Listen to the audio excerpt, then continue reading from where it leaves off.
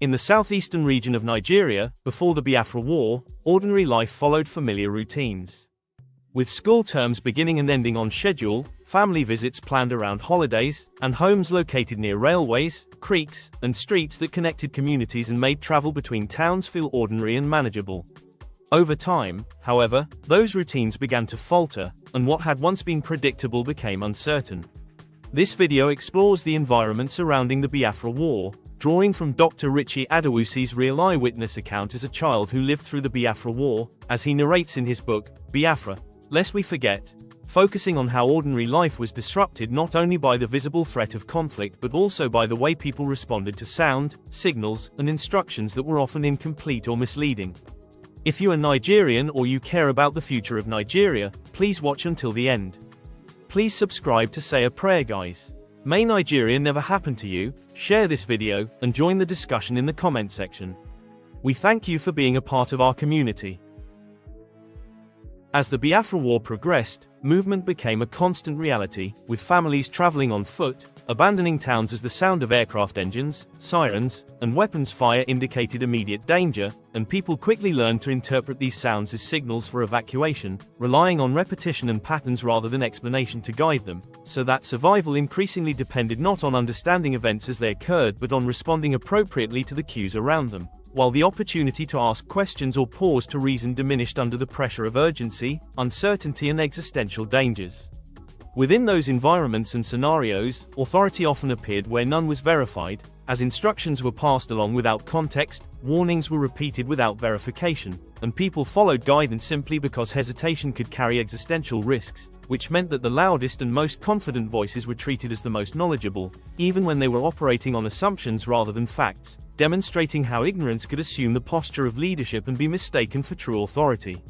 That same dynamic continues in leadership and among well-known and not so well-known people today in Nigeria, where statements are delivered with absolute confidence but no facts to back them up, complex realities are reduced to simplistic claims, and misleading generalizations about communities or groups are presented as if they were true and factual. Repetition replacing evidence, and certainty being mistaken for knowledge, allowing ignorance to masquerade as authority, shaping decisions and perceptions in ways that keep influencing entire populations. Long before these contemporary examples, Nigerian musicians addressed this danger, and among them, Peacocks guitar band International stood out for blending melody with moral instruction, using their music to speak plainly about issues of unity. In their song, Onye Aghala Nwanneya, Peacocks guitar band International delivered a message that is as relevant today as it was then, cautioning that turning away from one's own in the chase for influence, recognition, or material gain leaves authority fragile and leadership unstable, insisting that power pursued without loyalty, responsibility, or care for others eventually collapses, and presenting their music not as sentiment but as a practical guide for navigating social and moral life in Nigeria.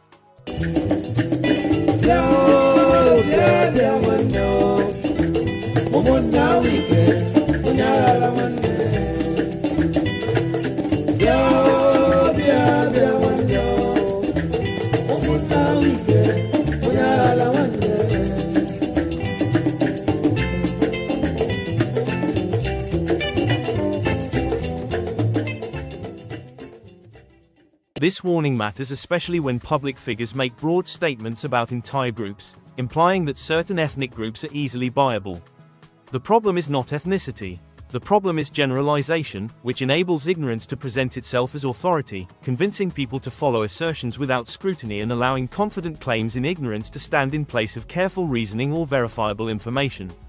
Nigeria's future depends on refusing to accept this pattern as inevitable, which requires citizens to question confident but false claims, resist careless and ignorant authority, and uphold one another instead of chasing short-term advantages at the expense of unity, while using education, dialogue, and civic participation as tools to challenge manipulation, protect the vulnerable, and foster leadership grounded in knowledge and responsibility. Thank you for watching. Please share this video with friends and family. Subscribe to our channel and turn on notifications so you do not miss upcoming videos in this series. Our full live streams on this topic are now available on our YouTube channel at May Nigeria Never Happen to You. Please like, comment, share, and stay engaged. May Nigeria happen for all Nigerians and for friends of Nigeria.